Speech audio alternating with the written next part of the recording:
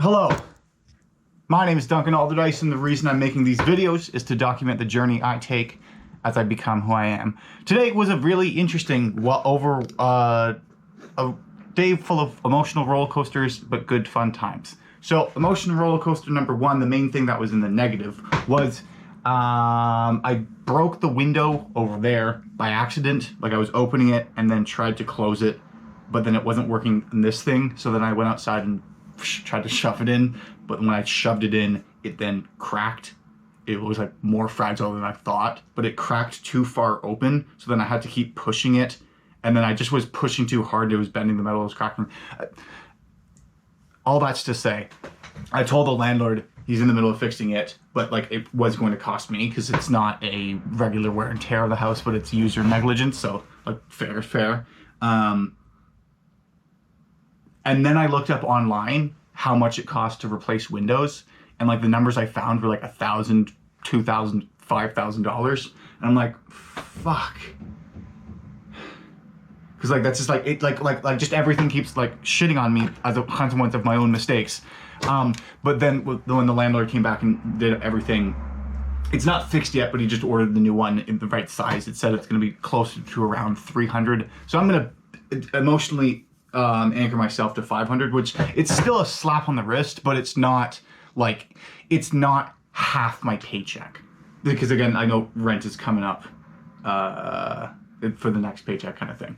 But so that was it was nice because it was like stressful at happening, and then also while they were changing it out, I had to make sure that the cats weren't running outside, as well as I did have a demo that was coming up. And so I didn't know whether or not I was actually gonna host it. Like I was talking to my sales manager being like, hey, I might not be able to have this like 45 minutes before, just so it wasn't last minute, just rushed with somebody.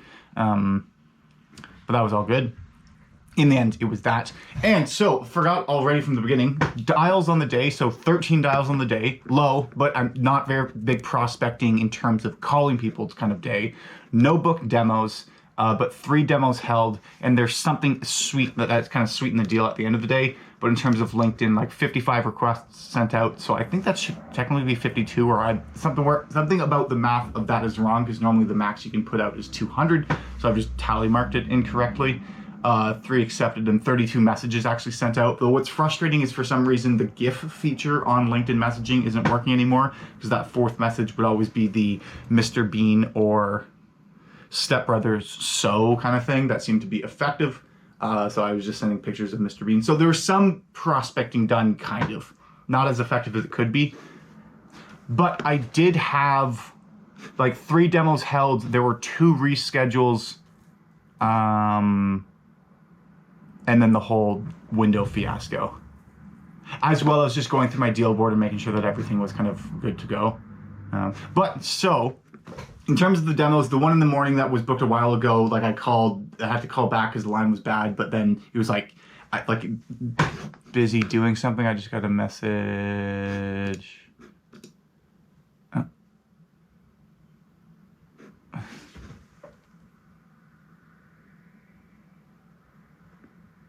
Oh, so there's just a guy who just canceled on me tomorrow. Just saying, sorry to do this, but not feeling well, caught a stomach bug. Let's push back meeting until after holidays. Wait, I guess it is Easter.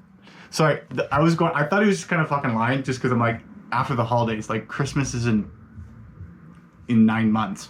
But it is the Easter holiday, so I'm not gonna reply to this now. I really want to. Hold on, 709. I did notice it right away. We're gonna ignore it, but we are going to text. Okay, what else happened? All right, sounds good. Let's talk then.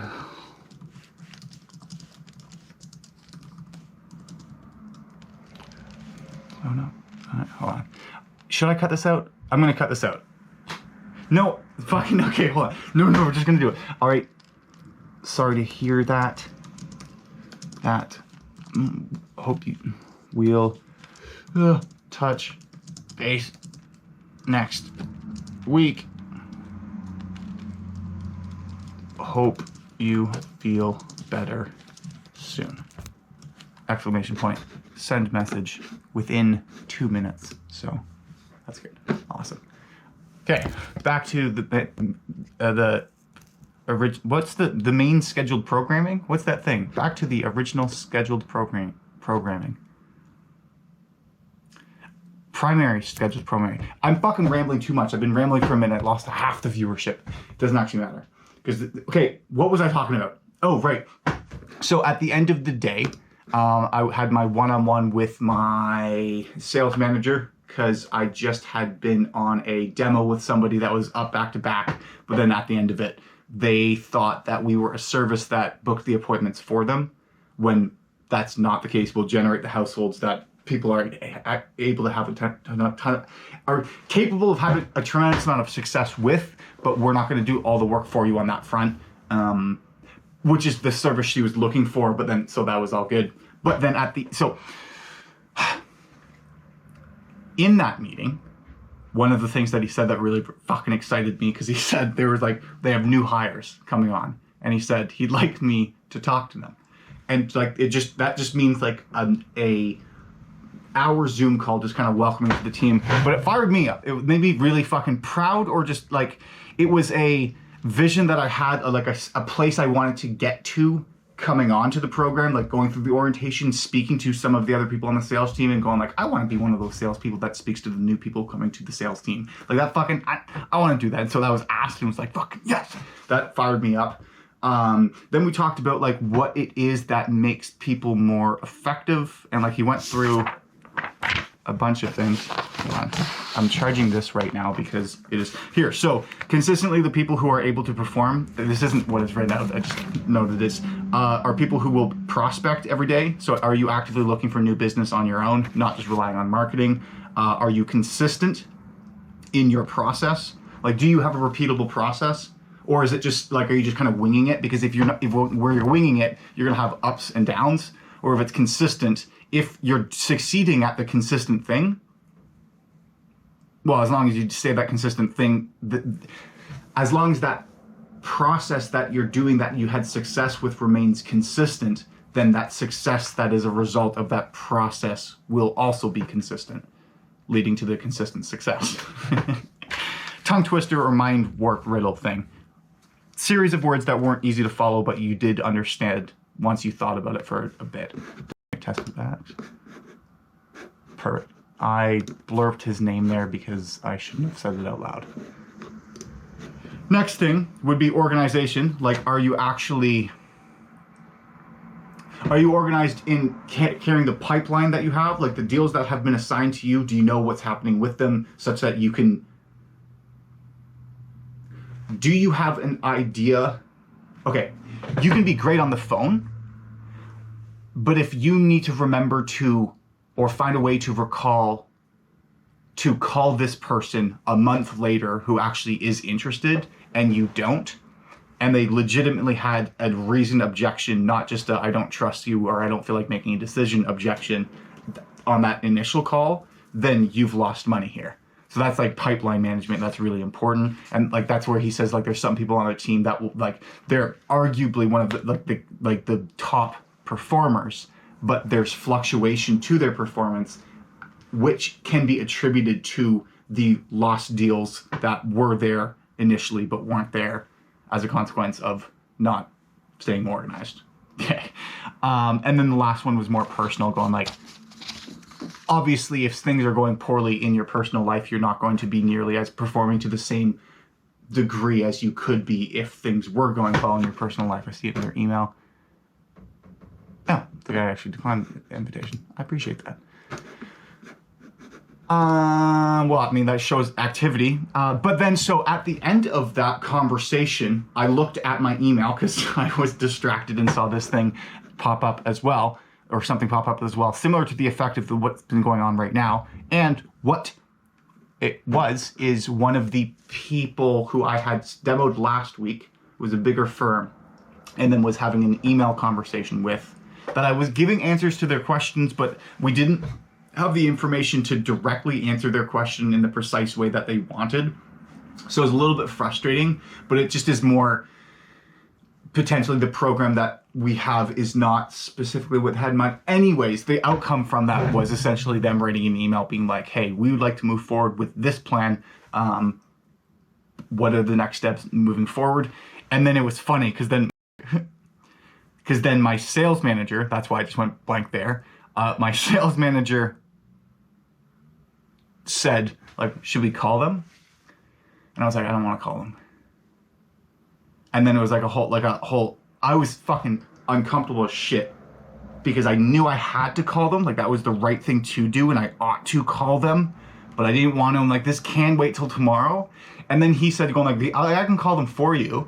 And I went like, yeah. And as soon as I said yeah, I then thought to myself, like, what the fuck what good are you? Like really, you need someone else to do the job that you're supposed to be doing? Like, fuck, like, let's go. And it was just funny because it was just useful. And then like, oh, I'm just thinking back to the discomfort I felt thinking of having to pick up the phone and make a phone call for this particular reason.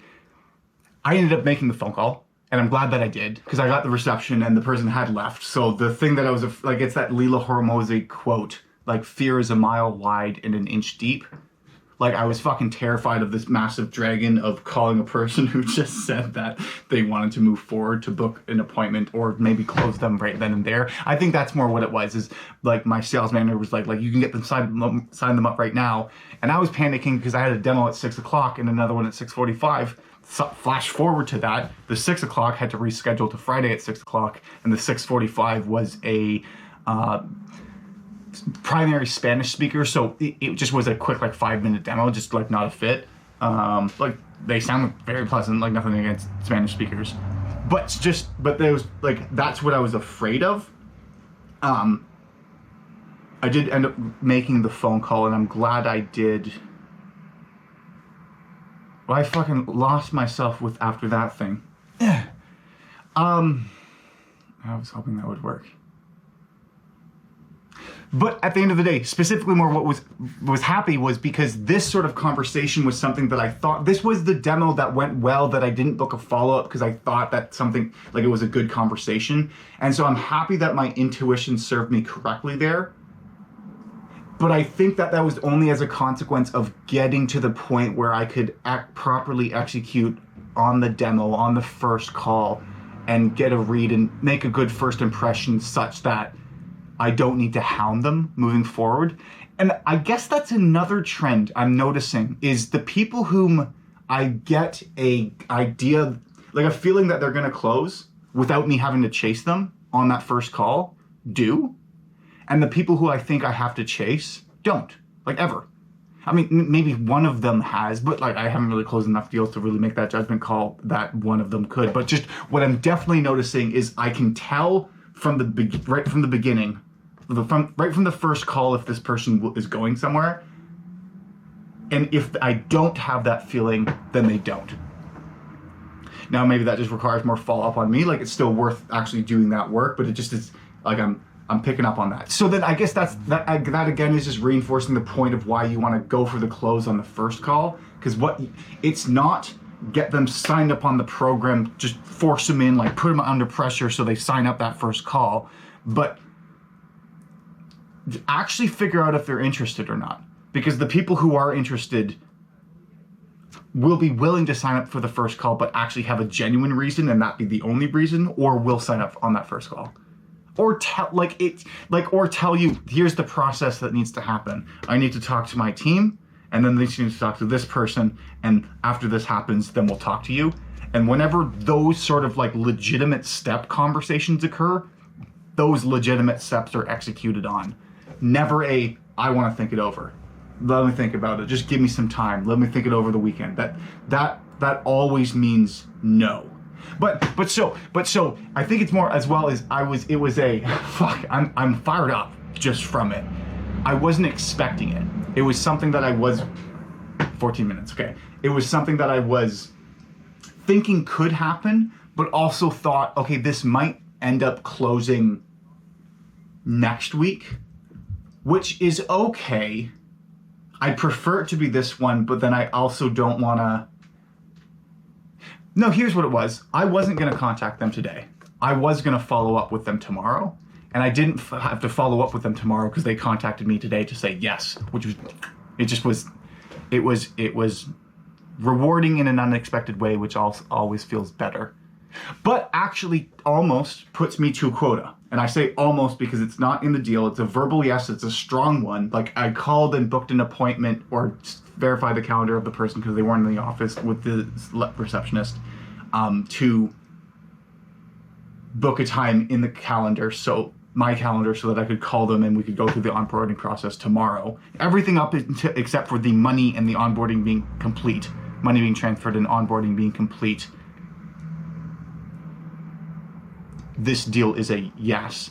And if we're going to flash forward, that means I'm at quota. And then I don't have to be worrying about the deal on Thursday that I believe will close, or the deal on Friday that I believe will close, to hit quota at minimum. Like, if I died tomorrow at 5, I would have died a man who had hit quota in his 3rd month.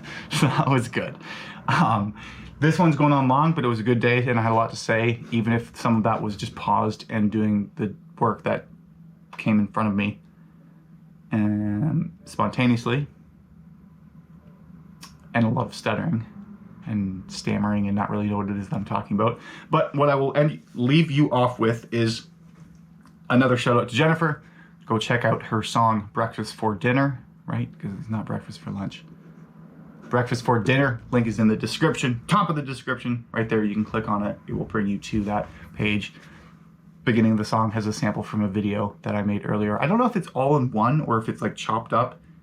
Either way, the instrumentals are incredible and you should definitely listen to it. I'll talk to you later, but I'm not going to thrash this around because... Oh, yesterday I went for a walk too. It's always better on the other side. Like, no matter what.